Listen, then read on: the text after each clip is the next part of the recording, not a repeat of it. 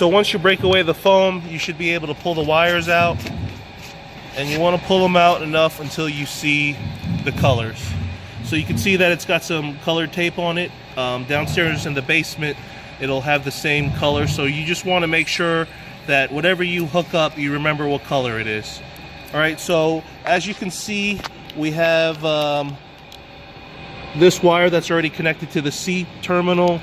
That comes from stock for DirecTV, and what we need to do is add 2 more coax cables to the A and B terminal.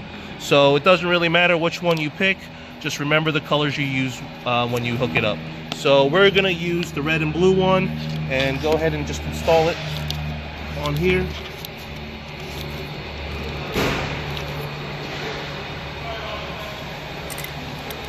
So remove the caps. Green bubble cap, black, blue. It's gonna be in the video. All right, and again, when you're installing the cables, I would recommend starting with the inside one and tightening that before you do the outside one. At this point, we have our coax wires hooked up, and with the excess wire, just try to stuff it back down into the hole, and then we're gonna install the cap back in place and then seal the cap off. All right, so once you get the wire stuffed back down in there, you want to go ahead and install the cap in place.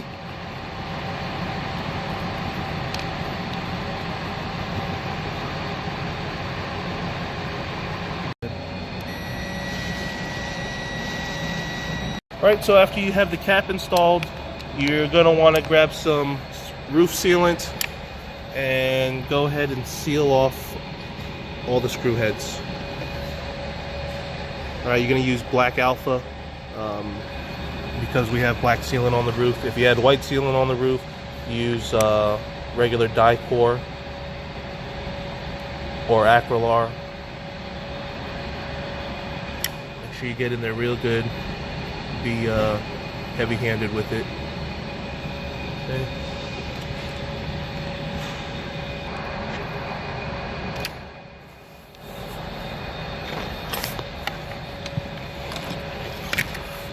All right, so after the sealant is put on, we're pretty much done on the roof.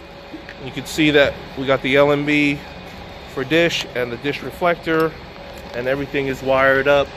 3 wires hooked up here and 3 wires hooked up here. At this point, you're going to want to go down to the basement, and I will show you how to hook up the wires down in the basement. So after you have finished installing and cleaning up everything on the roof, you're going to come down to the passenger side. It's going to be compartment door 4. It's the compartment that has your inverter shutoffs. And if you go inside and you look up on the ceiling, you can see where your old DirecTV wires were mounted. This is where all the wires that come down from the roof. You can also see the color tapes coinciding with the same colors that we used on the roof. All right, pull those all out. All right, so if you guys remember, we used the red and the blue wires up top. All right, and the other wire that we're going to be using is this yellow wire that's already attached. If you look at it, it's actually attached right here to this power inserter, and that is the 3rd wire that's hooked up. So we also need to remove this wire. Now, if you look at this setup, guys, you can see that there's a splitter right here. 3 wires that are hooked up goes to your 3 TVs. One goes to the bedroom, living room, and outside. So essentially what we're doing is we're going to be removing the wires from the splitter, and then we're just going to be hooking them directly to the 3 wires that we ran on the roof. So again, he's pulled the yellow wire, so now we have our 3 wires, yellow, red, and blue. The green one we didn't use, so we're just going to leave that off. So at this point, remove these 3, and then you're going to connect it to those 3 wires you have dangling. Guys, again, if you're not sure on which one's coming in from the roof, I recommend using a tracer tool, coax tracer, and trace it out just to verify that it is the correct wire. If not, like I said, it's pretty evident when you look at it and how it's configured that you can tell which ones go to the house and which ones are from the roof. Like I said, always you'll find that the ones on the splitter out are the ones that go to the TVs inside.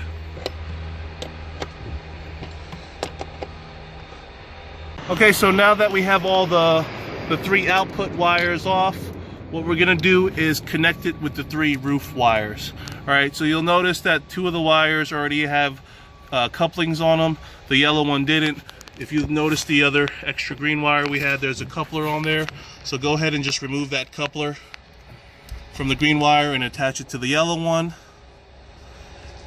And again, it doesn't matter the order that you put them. So the coax wires that were the output, just start connecting them to those 3 wires. Now with Dish Network,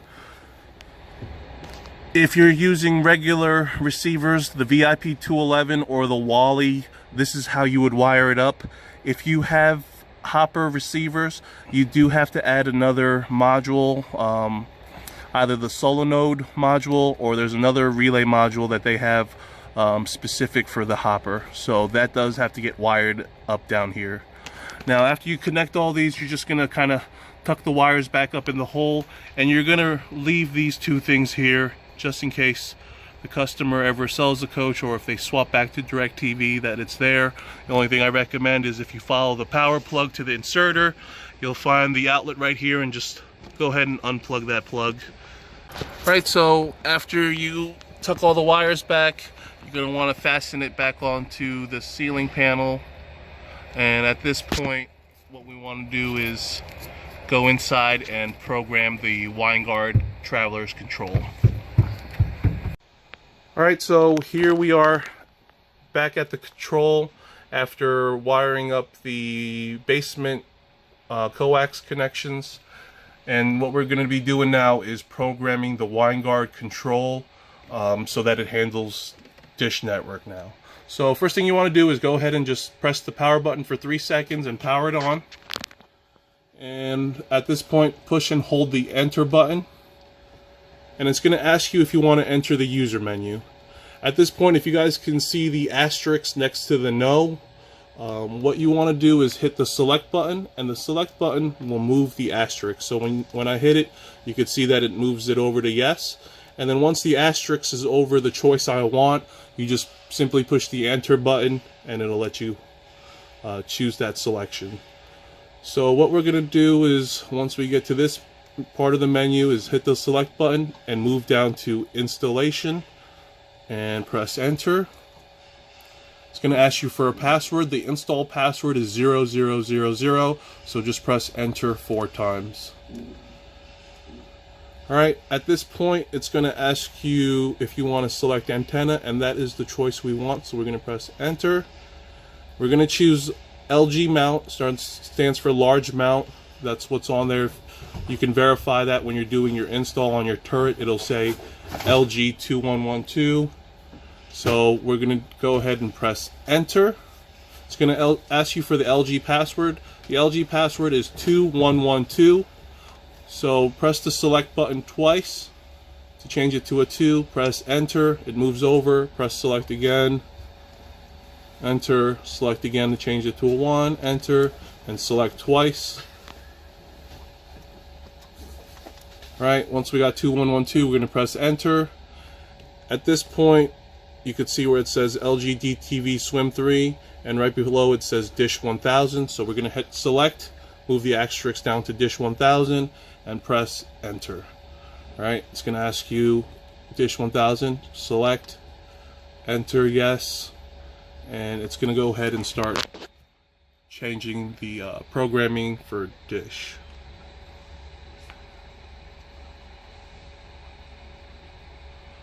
Alright, so it's just going to say in progress. Once it's done, it'll say success, like it did there.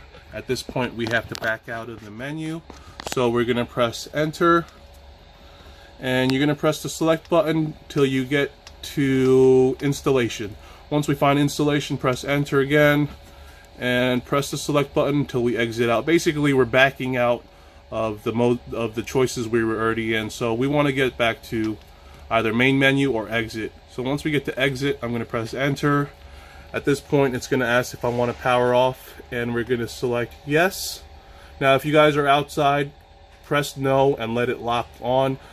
Currently we are inside, so I'm going to power it off and stow it, and then we're going to take it outside and test it to verify that it is going to lock into signal. So at this point it'll power off and it'll go through the regular stowing process. Just verify that it did stow properly before you move the coach.